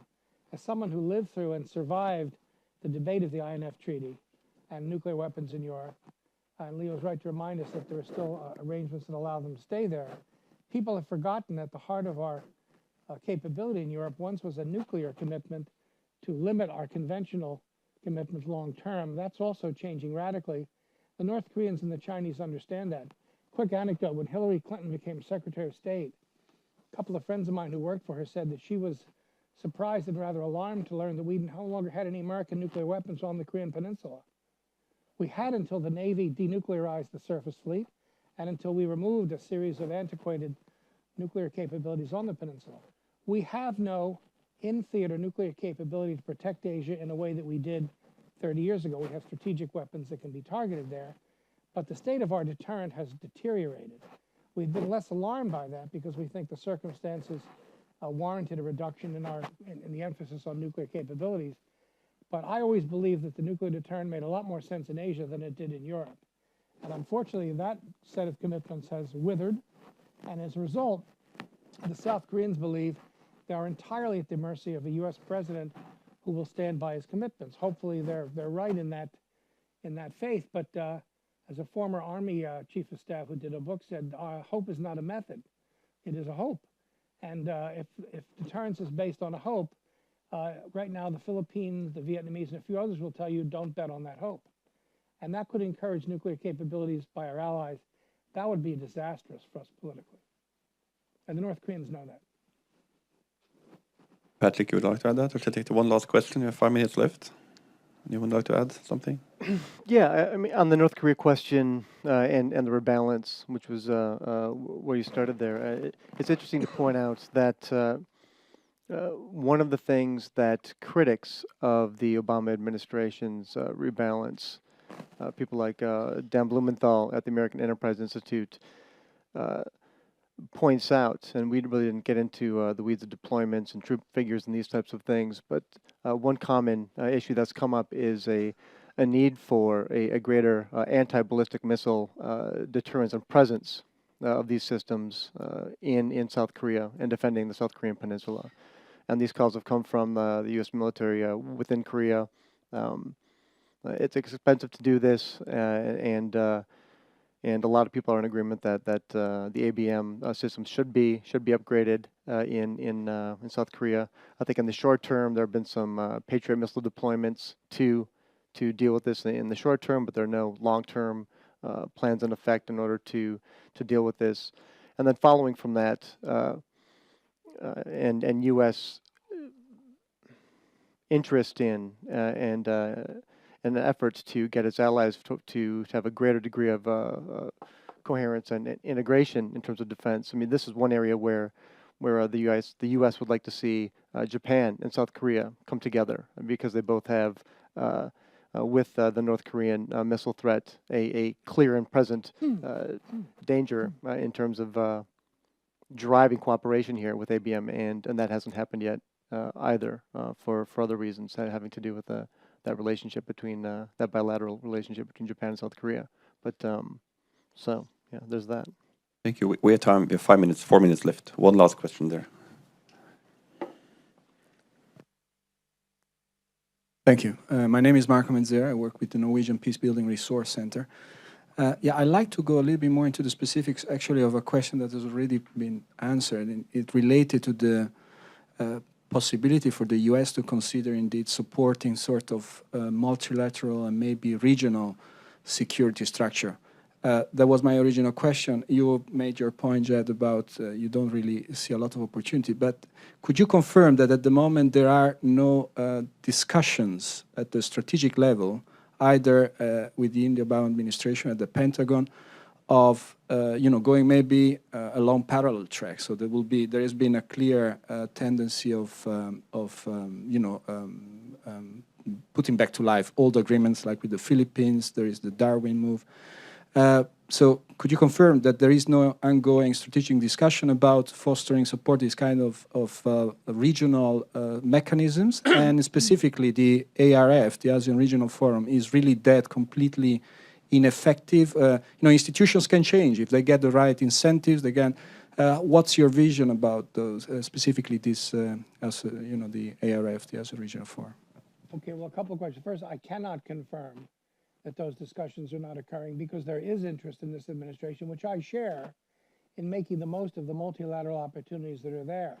My point was that the absence of structure, which does have its advantages, NATO may be hopelessly bureaucratic, but there is a process that all of the states have signed on to, and it is a binding commitment. When the NATO Council meets, it's not by consensus. There are debates, but when NATO takes a vote on an issue, it's regarded as a commitment of all the members. We don't have that structure in Asia, and the reason is that there has been an allergy in that region for 50 years against the kind of binding commitments that dominated our decisions in Europe. I can tell you that there is great interest in seeking a leading role, let's put it that way, by states like Japan, possibly Indonesia, which is maturing a great deal in the region politically, particularly now with a new government that sees opportunities for itself politically, but also Indonesia wants a larger role in the region, not necessarily as an American partner, but they believe they have an opportunity to deal with the Chinese, for example, in a way that some Southeast Asian organizations do not, or countries.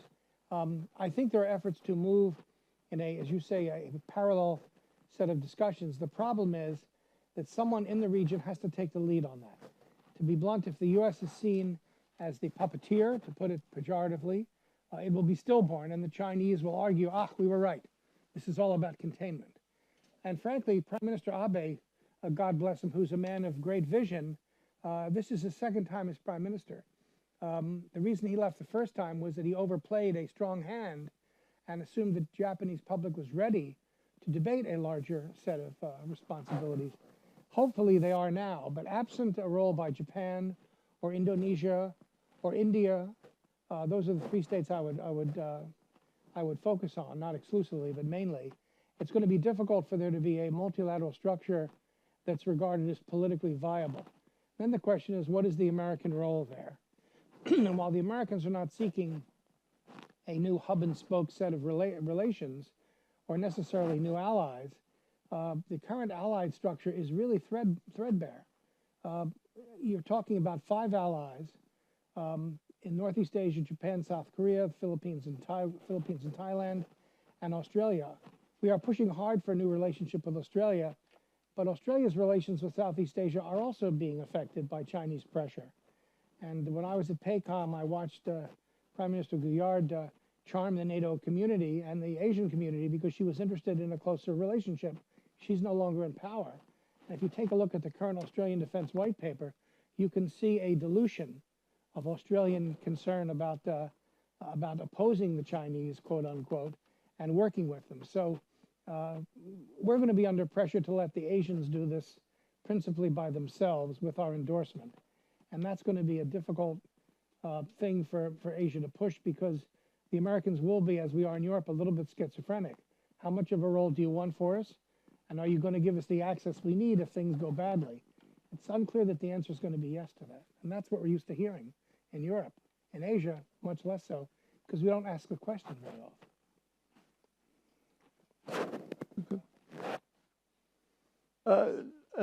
Very quickly, when talking about whether or not these multilateral forums can be used to increase